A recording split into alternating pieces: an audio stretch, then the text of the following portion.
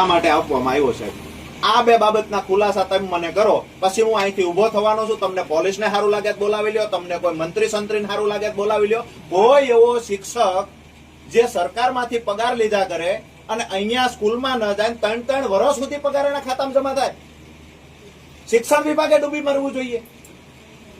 ઓરડા નથી, કોમ્યુનિટી હોલમાં 9-10 ના વિદ્યાર્થીઓ ભણે. તમારો માસ્તર માથાનો કેવો, તમને ગાંઠે નહીં. વિઝિટમાં જાય બારોટ સાહેબ, એને ગાંઠે નહીં, એનો ફોન ન ઉપાડે.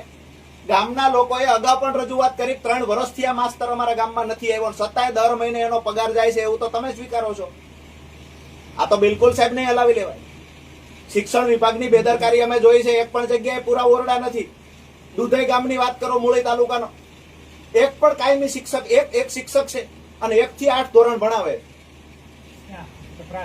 પ્રાથમિક શાળામાં. વિષય તો હું શિક્ષણ વિભાગ પર જ એલિગેશન છે, મને આ ખુરશી પર છે, તમારી પર તો હોય નહીં. બરાબર છે, સહી તો તમે કરી છે એનો પગાર આપવા માટે.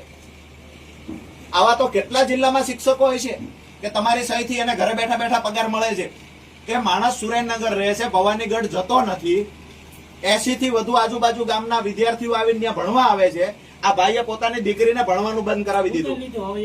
1.5 કિલોમીટર મારી વાડી છે, 1.5 કિલોમીટર હાલીને જાવો રસ્તો છે, રસ્તો ખરાબ છે. અહીંયા જાવ ને આવો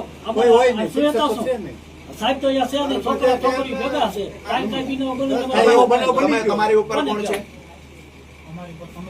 કમિશનર સાહેબ જોડે વાત કરો. આવી ફરિયાદ લઈને આવ્યા છે, શું કરવાનું? કમિશનર સાહેબ સેટ ટાઈમ કે ટાઈમે અમે ત્યાં મળીએ.